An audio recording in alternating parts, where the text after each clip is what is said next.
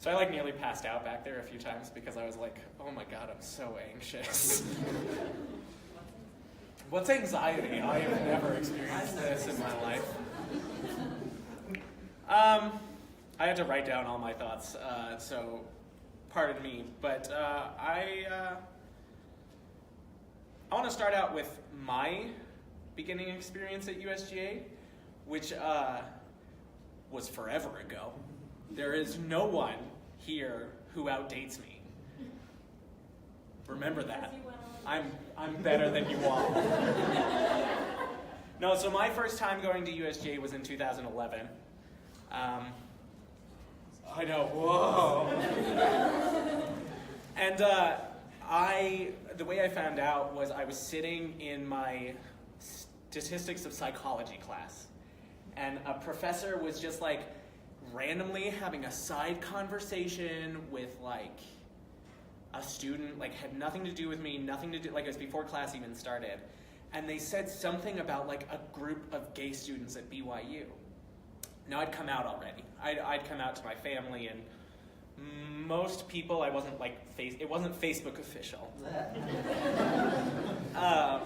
But I had come out, and so I was pretty comfortable with myself, but I kind of had the mentality of, okay, cool, I'm gay, but I'm the only out gay person at BYU. I'm the only person who's chill with myself. And then I heard about this group, and I was like, hold up now, what? My people exist? And so I immediately went to the Facebooks to try and find this. And this was before the It Gets Better video ever came out. It was before anybody had ever known about USGA really. And so I searched, and I was terrified, because what if this group was going to try and make me straight? But also, what if this group was going to try and make me leave the church? These were things, I was right in the middle. I was oh hell no, and also oh hell no. And so I was petrified of coming. But so I found out on a Tuesday, and I rearranged my whole schedule so I could come, and it was actually a testimony meeting. It was one of our first ever testimony meetings. And so I went out there. This was back when we were in the Tanner building, or no, the Talmadge building. I know, forever ago. And I remember standing there, and I walked, and I paced outside that. I showed up 30 minutes early, and I paced outside that hallway for those 30 minutes, constantly going back and getting a drink, and pacing, never going in the room. And then all of a sudden, I see this kid who'd been in men's chorus with me, because guess what? Everyone in men's chorus is gay. I'm sorry, it's true. No lie. So I see this kid go into the room, and I'm oh crap. He knows, I'm screwed. I can't go in. And I was I'll just go in. I'll just do it, and I'll just sit down in the back. So I went in, I sat down in the back. Turns out that kid was the USGA president, Adam White, who later became one of my really, really good friends. From there, I started making friends, and I never missed a meeting unless I had a concert. I never missed a meeting. And what I found there was people who loved me as I was, didn't want me to change at all. And so when I decided that it was right for me to go on a mission, let me tell you, my ward building has never seen so many rainbows in its life. A woman, one of my next door neighbors, came up to me afterwards and said, we just love how diverse your friends that came were. Yeah, that's the word we're gonna use. Yeah. But it was wonderful. I went on a mission. People from USGA wrote me the whole time. And I've never felt so loved as I have here at USGA, because I found a home.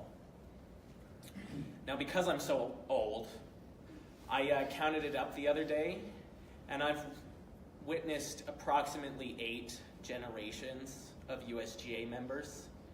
And a generation is sometimes a semester and sometimes it's a whole year. It depends on the group. But every time I've watched it, it's changed. Like the dynamic has changed, the group has changed. It's just been like a different group of, obviously what happens is you get a different group of people. But there's one thing that never changes.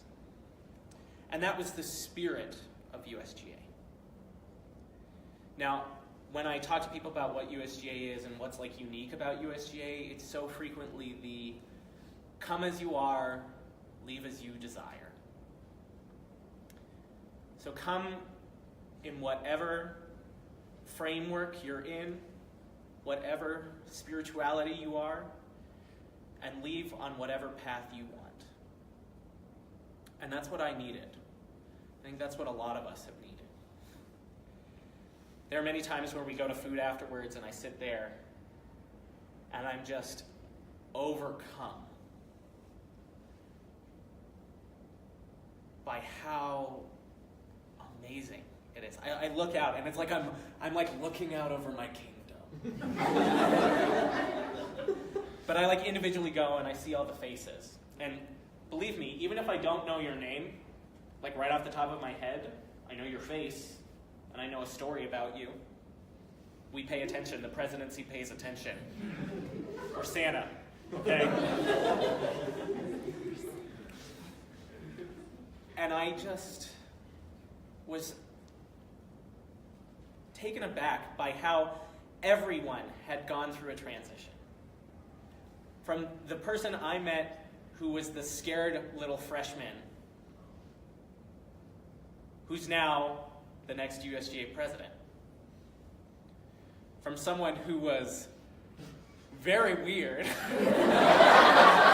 to now the former USGA president. Who is still very weird. Who's still very weird. But the fact is that I've seen it, and really, throughout everything, there's just this love. And one of these big things is that we're open to everyone. There's the mentality of, even if you don't want to be with us, that's fine. We will still be here for you when you do need us. Even if you don't feel comfortable at USGA, or that USGA is the place for you, that's totally fine. But if you ever need us, we will be here. Now, I am done with BYU. I am graduating. I'm going, I don't know where I'm going yet. I haven't made a final decision. Maybe. I'm going to grad school. I haven't decided if I will. But I've seen a great change at BYU. I've seen the fact that I couldn't have a panel in a classroom to we just held a forum for the entire university. That's a lot. And while that wasn't necessarily USGA's doing, there's a big change at BYU. However, we're not there yet. So if you've ever been in a panel with me or listened to me in a lecture or anything like that, you've probably heard me talk about homophobia, and I'm sorry, but you're going to hear it again because it's me. Get used to it, everyone. And I will hurry up because I know we're over, but this is my time and I'm claiming my time. Yeah.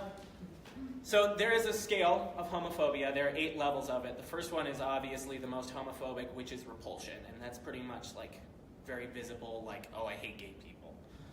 And then it goes on and on to the 8th level, which is nurturance. Now, the 3rd level, and this is going to come as a shock, is acceptance.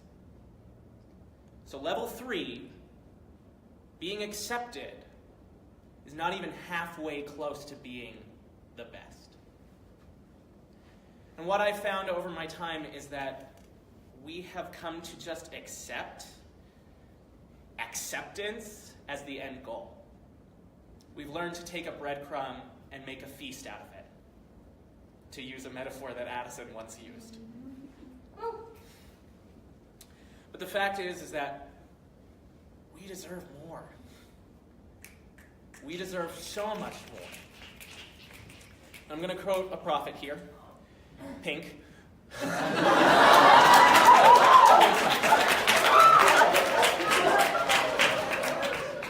In her wonderful, wonderful album, she recently said in a song, "Wild Hearts Can't Be Broken."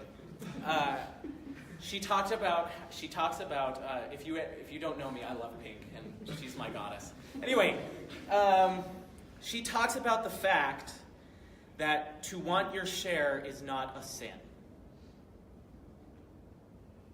It is not a sin to demand nurturance for yourself, from yourself and from other people. Next, I want to leave with a plea.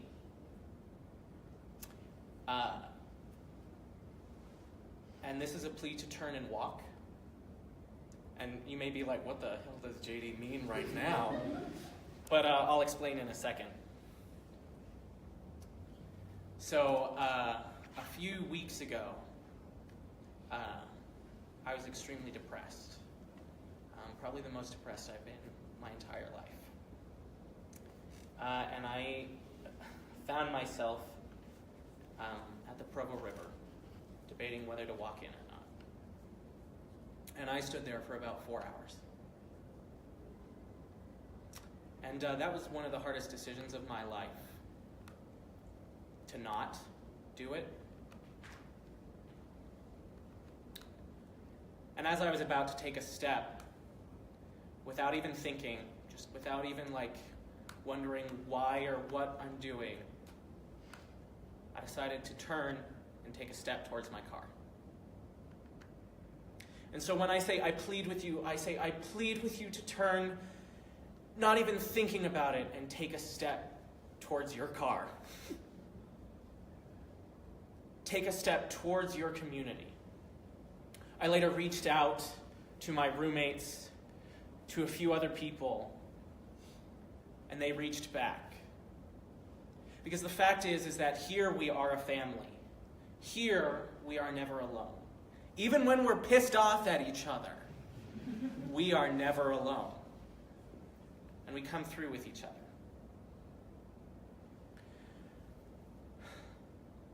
My time as USGA president has been the most fulfilling experience of my life. I can walk forward. I can look to a brighter future. And I can be happy. Now, to quote a real prophet, Beyonce Knowles, I like to have the words from her song, "I Am Here," in my mind. Because she says, "I was here, I've lived, I've loved, I did everything that I wanted, and it was more than I thought it would be." That's how I feel about my time here. And so my plea with you is to continue that. To let USGA live on with its spirit, no matter what form it takes, no matter what name it has, no matter what mission statement it has. Let that spirit live on. And please, please do not settle for breadcrumbs when you deserve so much more. Thank you. And I say these things in the name of Jesus Christ. Amen.